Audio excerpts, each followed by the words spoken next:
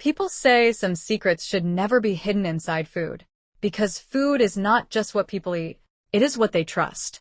And in one small secondary school, there was a woman so loved, so celebrated, so adored by students and teachers alike, that nobody ever imagined the sweetness in her beans carried a terrible secret.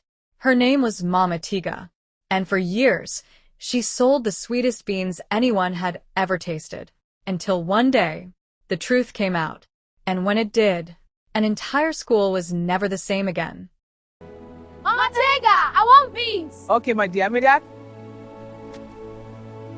At Bright Future Secondary School, mornings were always noisy.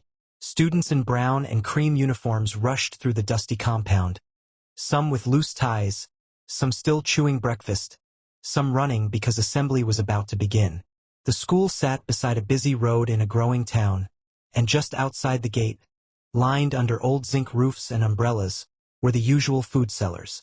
There was one woman selling puff puff, another sold akara and pap, one old man sold cold drinks and biscuits, but none of them could compete with Mama Tega. Her stall was the busiest place every single morning. It was a simple wooden stand with 2 benches and one giant aluminum pot covered with a clean white cloth. Beside it sat fried plantain, boiled eggs, soft bread, sachet water, and small nylons for takeaways. Yet somehow that little stall felt like the center of the whole school. Students would rush there before class. Mama, I beg that small dodo. I'll pay tomorrow. You children want to finish me today. And Mama Tega always laughed with that deep, warm, motherly voice of hers. You children want to finish me today.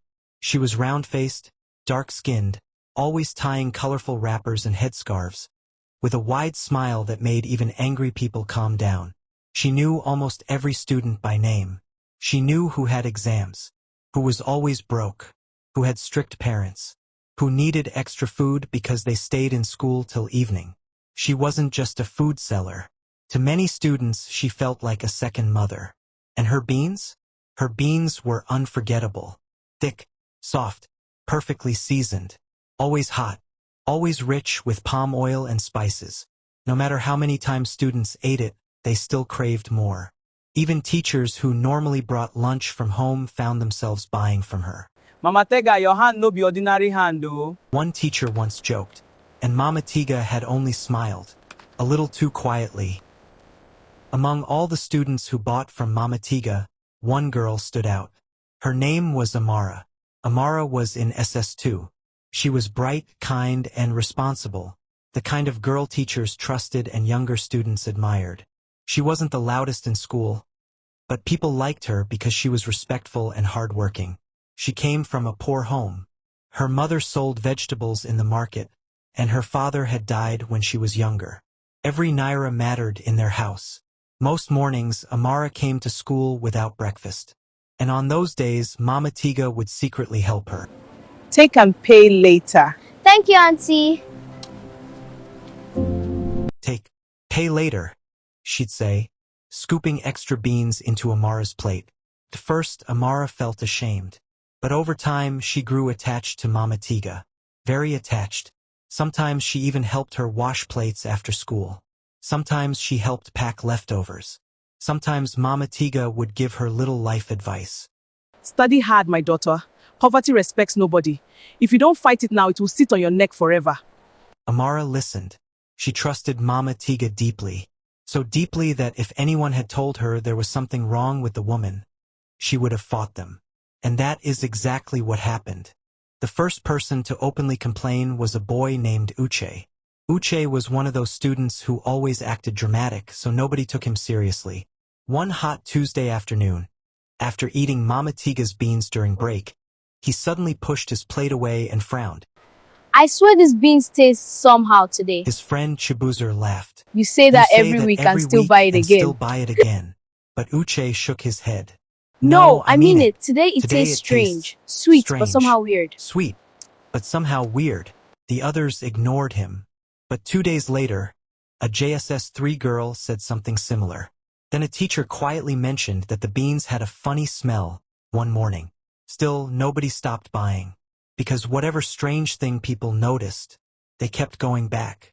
That was the part nobody understood.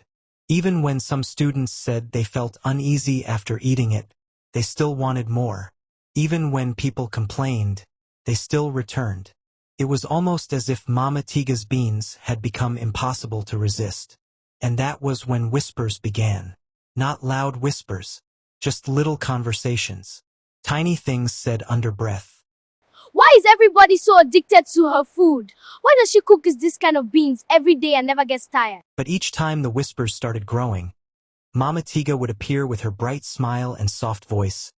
And somehow, people forgot, or chose to forget. There was one student in the school who didn't like crowds or gossip. His name was Emeka. He was in SS3 and known as the quiet football captain. Emeka wasn't rude, but he kept to himself. He didn't spend much time around food stalls or school gossip. Most afternoons, after lessons, he stayed behind for football training.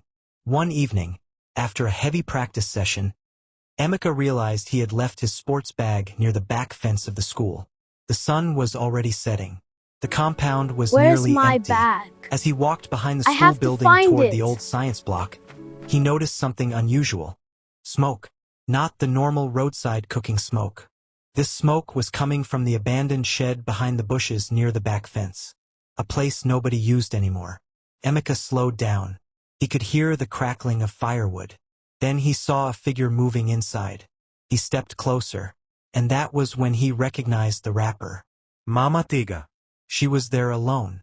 Beside her was a large pot, the same kind she used at her stall. But what confused Emeka was this. Why would she be cooking behind the school when she normally arrived every morning with food already prepared? He moved even closer, quietly, careful not to step on dry leaves. Then he heard Mama Tega talking. First he thought she was on the phone. But no, she was talking to herself. Or perhaps, praying. Her voice was low and trembling. Emeka couldn't hear every word, but he caught phrases like, Let them keep coming. Let the pot never run dry. Let nobody leave me. His heart began to beat faster. Then Mama Tega bent over a small covered bowl beside her and did something that made Emeka freeze. He didn't fully understand what he was seeing, but he knew immediately that whatever she had just added to the beans, it was not normal. And whatever ritual she was performing, it was not ordinary cooking. Fear gripped him. He stepped backward too quickly, crushing dry leaves under his foot. Mama Tega turned sharply. Who is there? Emeka ran. He didn't look back. He just ran. That night, Emeka couldn't sleep. He kept seeing the fire, the pot, the strange muttering, that hidden bowl, and the way Mama Tega had spun around when she heard movement. The next morning, he told his closest friend. First Say laughed.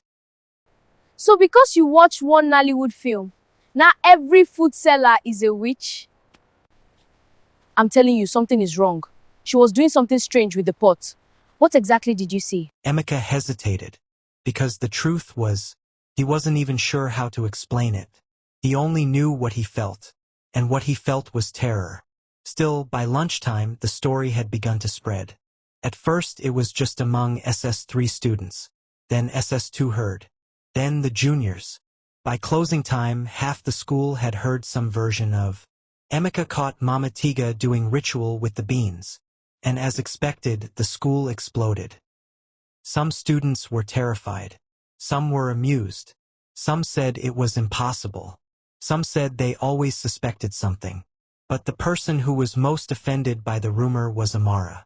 When she heard what Emeka had said, she confronted him immediately. Why would you lie against her? I'm not lying! Then prove it. Mama Tega has helped many of us more than some people's own relatives. You can't just wake up and destroy her name because of a shadow you saw in the dark. No. You can't! I know what I saw! No, you know what you think you saw. There's a difference. Amara walked away angrily, but as she did, a tiny seed of doubt planted itself in her heart. And once doubt enters a mind, it rarely leaves quietly. That evening, as Amara helped Mama Tega pack plates after school, she found herself observing things she had never noticed before, like how Mama Tega always kept one small black nylon bag close to her side, like how she never allowed anyone to stir the pot, like how she always became tense whenever someone asked too many questions about how she cooked. Amara tried to brush it aside. But then she remembered something else. A month earlier, she had arrived at the stall very early, earlier than usual, and caught Mama Tega looking strangely frightened while adjusting the pot lid. When Amara had asked what was wrong, Mama Tega had smiled. Mama Tega, what is wrong? Nothing, my daughter, just village people. At the time, Amara laughed. Now, it didn't feel funny. Then there was the matter of the shed. Amara herself had once seen Mama Tega walking toward the back of the school compound with a bucket and firewood before dawn. She had assumed maybe she was washing something. Now she wasn't so sure. That night, Amara lay awake on her mat, staring into darkness. Her loyalty to Mama Tega wrestled with the fear that maybe, just maybe, Emeka wasn't lying. And by morning, she made a decision. She was going to find out the truth herself.